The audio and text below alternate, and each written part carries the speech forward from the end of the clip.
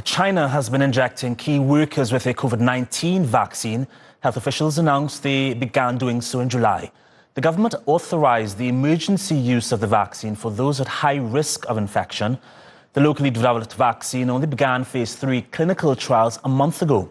Groups of frontline medical workers and border inspection officials were the first to receive it. Let's get more on this from an infectious disease specialist. Bharat Pankania is a senior clinical lecturer at the University of Exeter Medical School. He's in the UK. Doctor, it's a pleasure having you on. Firstly, what are your thoughts on the revelation of a Chinese vaccine that's actually been in use for the past month? It's interesting. I can see what their thinking and their strategy is. Their thinking and strategy is, let us give this to frontline people and see if they remain protected and see if they remain free of side effects. So in effect, actually, it is an experiment within an experiment upon its own people. It is a risky business because if there are side effects, if there is harm from it, then they are injecting this to their own people. Having said that, because it is a killed vaccine, I expect it to be safer than, say, for example, a live attenuated vaccine. So my answer to you is, this is interesting, but it is an experiment. An experiment on over 20,000 people so far, apparently, that have been vaccinated. That's according to the chief scientist of China's vaccine development. They said they are monitoring the effectiveness right now. But question on vaccine management law, which apparently in China reportedly allows the emergency use of unapproved vaccines. Do you, Doctor, anticipate a trend to develop globally of governments, I guess, who are desperate to get economies back on track, deciding to use whatever they've got at whatever stage it's at? And what do you think the dangers are? I hope not. I think for mass immunization programs, we've got to be clear that the international testing protocols have been met and that there is a good safety profile.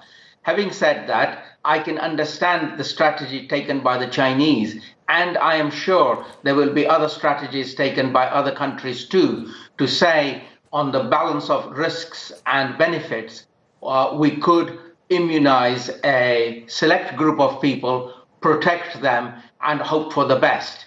I must add that I have been in this territory before. I clearly remember after 9/11, select people in the United Kingdom were given smallpox vaccines. I'm not saying that the smallpox vaccine was experimental, but we did have a select cadre of people who were immunized against smallpox. So this is not something new, but it is something that we need to be watchful for, and we must make sure that it is not given as something to all the people. That would be wrong. If you wish to do it, you do it to a select group of people and monitor them very closely. It almost becomes an experiment upon your own people. I get your point, and of course it's quite urgent right now. Yes. What do you think of the ethical implications here? Are there any? Well, of course there are, because we need to sort of be certain that informed consent is given by the people who are receiving the vaccine. And I am not sure how well informed consent, say, for example, a soldier can give, because a soldier is in a difficult position to say, I don't want this, I'm not going to have this. So I can clearly understand and fear for people who may be forced to take the vaccine, which should never be the case. But it is an experiment. They're trying out a strategy to see if their killed vaccine, which invariably is safer, to give to a select group of people and see if it works. All right, Dr. Bharat Pankania, we appreciate you speaking with us here on TRTWorld. Thanks again. Thank you.